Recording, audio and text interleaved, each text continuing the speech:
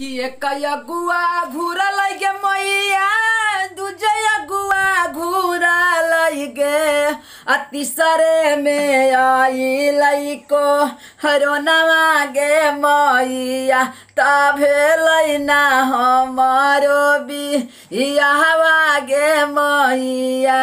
कि एक अगुआ घूरल गे मैया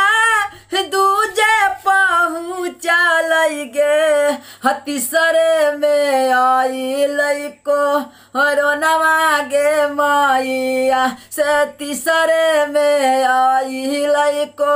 हरोनवा गे मैया कि मथावा पर चढ़ल न मैया हमरो मौरिया हमरो शरीरिया में लगल न हरा दिया कि मथावा पर चढ़ल न मैया हमरो मौरिया हमरो शरीरिया में ना लगल हरा दिया कि एक लॉकडाउन मार चहल दूजया परी लावा गे तीसरे में खत्म भेल लगनिया गे मैया से तीसरे में पार भेल पूरा लगनिया गे मैया से कटी गेल हमारो बियाहवा गे मैया कि एक अगुआ घूरल गे मैया दूजे पहुँचल गे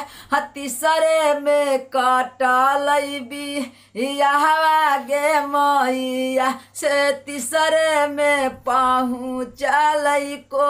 रोनवा गे मैया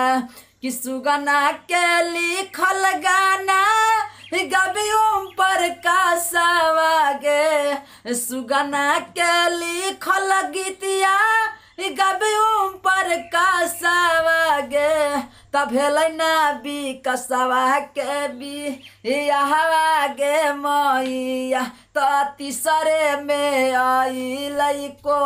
हरोनवा गे मैया। सबके प्रणाम नमस्कार। हम ओम प्रकाश अकेला बिलरवा के पापा और आप अपना घर में रहें, सुरक्षित रहें, लॉकडाउन का पालन करें। हर शादी ब्याह नहीं हुआ है तो 2021 में होगा, लेकिन दवा दारू सेट नहीं कर रहा है तो अपना अपना घर में रहें, सुरक्षित रहें। हड़बड़ाने की बात नहीं है, शादी होगा और अपना घर में रहें, सुरक्षित रहें, लॉकडाउन का पालन करें, कोरोना वायरस से बचें। जय हो। और इस चैनल को सब्सक्राइब जरूर करें।